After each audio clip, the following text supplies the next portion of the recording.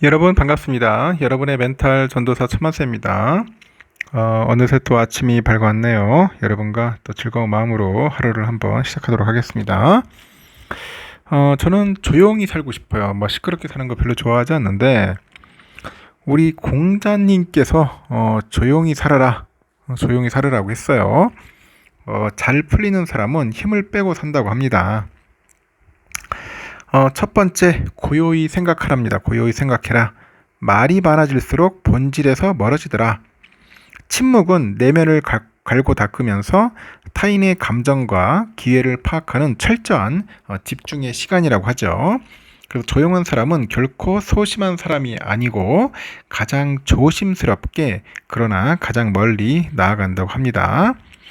두 번째는 기운을 지키라네요. 기운을 재산처럼 여기라는 거죠. 쓸데없는 사람과 감정, 의미 없는 관계에 에너지를 소모하지 말라는 겁니다.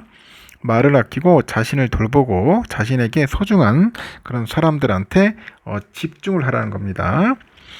지치게 되는 원인은 대부분 일이 아니라 사람이라는 거죠. 세 번째는 그 삶을 받아들이라고 합니다. 나에게 주어진 것을 받아들이는 거예요. 포기하는 것과 수용하는 것은 다른 거죠.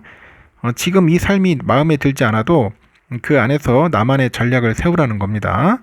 운명은 견디는 사람이 아니라 이 즐기는 사람에게 찾아옵니다. 여러분 즐겨야 돼요.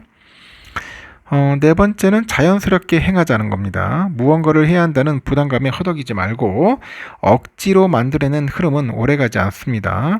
꼭 필요한 것들만 골라서 삶을 가볍게 만들자는 거죠. 하지 말아야 할 것을 줄이는 것만으로도 삶은 그 몸에 꼭 맞게 튼튼해집니다. 다섯 번째는 적절히 만족하라는 겁니다. 똑같이 가진 그 두 사람이라 해도 누군가는 만족하며 즐거워하고 누군가는 또 부족하다며 조급해합니다. 이처럼 인생의 만족과 불만족은 가진 것의 많고 적음이 아니라 마음가짐에 따라 달려 있어요. 여섯 번째는 중용을 지키라는 겁니다. 감정이 요동칠수록 판단은 망가지죠. 기쁜 일에 떠오르지 말고 괴로운 일에 가라앉지 맙시다. 넘치지도 모자라지도 않게 냉철한 판단과 따스한 품격을 함께 지니면서 중심을 지키는 거예요. 그것이 삶을 지키는 힘입니다. 공자는 말했어요. 몸을 안정시킨 뒤 움직이고 말을 아낀 뒤 신뢰를 얻으라고 했습니다. 감정을 앞세우지 않고 스스로의 중심을 지키면서 움직이면 인생은 저절로 풀리게 돼 있는 겁니다. 제가 이야기한 거 꼭 참고하시고 명심하셨으면 좋을 것 같네요. 그러면 또 한번 삼성에 관련된 이야기 한번 볼까요? 우리 이재용 그 회장에 관련된 이야기도 있던데 보니까 그 사교클럽에 다녀왔어요. 이재용 회장 미국에서 열린 글로벌 비즈니스 행사 썬밸리 컨퍼런스에 참석한 뒤에 14일 귀국했습니다. 오전에. 그리고 서울 김포 비즈니스 항공센터를 통해서 귀국을 했는데 출장 소감을 묻는 취재진한테 여러 일정을 하느라 피곤하다 이렇게 언급을 했고 올 하반기 실적 전망에 대해서는 열심히 하겠다고 짧게 답한 뒤 공항을 떠났습니다. 이 회장은 9일에서 13일 동안 미국 아이다호주 썬밸리 리조트에서 열린 썬밸리 컨퍼런스에 참석하기 위해 미국을 다녀왔는데 이 행사는 미국 투자은행 앨런 앤 코 컴퍼니가 1983년부터 매월 7월 초에 주최해온 국제 비즈니스회의입니다. 정식 명칭은 앨런 앤 코 컨퍼런스. 비공개 행사인데 글로벌 미디어랑 정보통신업계 거물들이 주요 초청 대상자입니다. 그 억만장자 사교클럽으로 불리면서 주목을 받죠. 올해 행사에는 아마존의 앤디 제시 CEO하고 제프 제이 베이조스 창업자, 빌 게이츠 마이크로소프트 창업자, 마크 저크버거 메타 CEO, 팀 쿡 애플 CEO, 순다르 피차이 구글 CEO, 샘 올트먼 오픈 AI CEO 등이 참석했어요. 이 회장은 삼성전자가 반도체 등 주력 사업 부진으로 어려움을 갖고 있는데 이번 행사에서 글로벌 경영 구상을 다듬은 것으로 관측이 됩니다. 삼성은 올해 2분기 영업이익이 지난해 동기 대비 55.9% 급락을 해서 4조 6천억에 그쳐가지고 어닝 쇼크를 기록을 했고 HBM 경쟁력 하락과 미국의 대중 제재에 따른 파운드리 이 설비 가동률 하락 등이 실적에 악영향을 미친 것 같습니다. 이 회장은 삼성전자 상무 시절인 2002년부터 이 행사에 꾸준히 참석을 했는데 특히 2014년에 썬밸리에서 애플의 쿡 CEO를 만나가지고 이야기를 나눠요.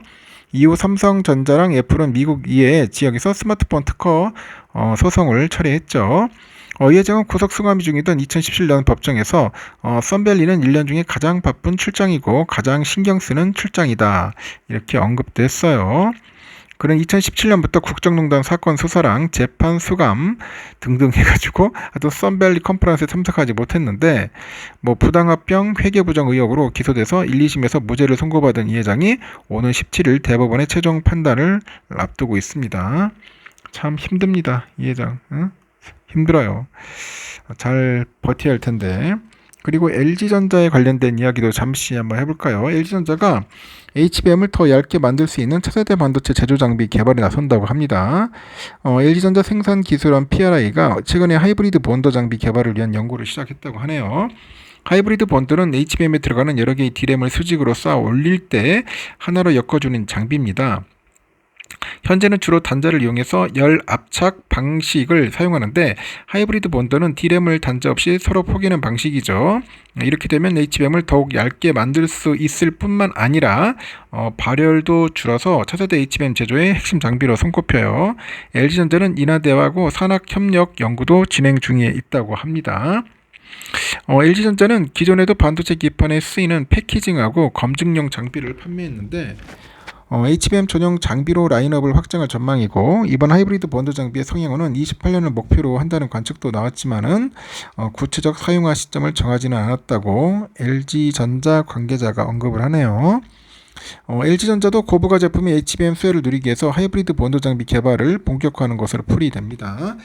삼성은 하이브리드 본더를 활용해서 6세대 제품이죠. HBM4를 연내 양산할 것으로 보이네요. 하이닉스도 7세대 제품 HBM4E부터 하이브리드 본더를 도입할 것으로 알려져 있습니다. 하이브리드 본더 시장은 아직 개화되지 않아서 LG전자가 개발에 성공하면 시장을 선점할 수 있다고 하죠. 앞으로 한미반도체, 하나세미텍 등등 해서 국내 장비 업체들과도 벌이는 공급 경쟁이 치열해지지 않을까 하는 이야기들이 있습니다. 그리고 중국 BOE가 삼성디스플레이의 올레드죠. 영업비밀을 침해했다는 미국 국제무역위원회 예비 판결이 나왔는데 이대로 확정되면은 BOE의 애플 아이폰용 패널 공급에 차질이 생길 수 있다는 전망도 있습니다. 14일에 보니까 ITC가 지난 11일 BOE를 비롯해서 자회사 7곳 등 총 8개 회사가 삼성 디스플레이의 영업 비밀을 부정하게 이용하는 등 관세법 337조를 위반했다는 내용의 예비 판결을 내렸다고 하네요. ITC는 BOE의 제한적 배제 명령과 행위 중단 및 중지 명령이라는 두 가지 제재를 권고했다고 합니다. 이 제한적 배제 명령은 삼성 디스플레이 영업 비밀을 이용해서 만든 올레드 패널과 모듈과 여기에 들어가는 부품 등에 대한 미국 수입을 금지하는 내용이네요. 행위 중단 중지 명령은 해당 기술이 들어간 제품을 마케팅, 유통, 판매, 광고 제한하는 행위를 모두 즉시 금지하는 조치입니다. 그리고 이미 수입된 재고까지 포함해서 미국뿐 아니라 다른 지역까지도 확대 적용할 수 있다고 합니다. 예비 판결의 경우 ITC가 불공정 무역 행위의 조사를 진행한 후에 내리기 때문에 최종 판결에서 결과가 바뀔 가능성은 사실상 없다는 게 업계의 시각이라고 합니다. 이번 예비 판결에서 구체적인 제재 범위가 명시되지는 않았는데 판결이 최종 시행될 경우 BOE는 막대한 타격을 입을 것 같네요.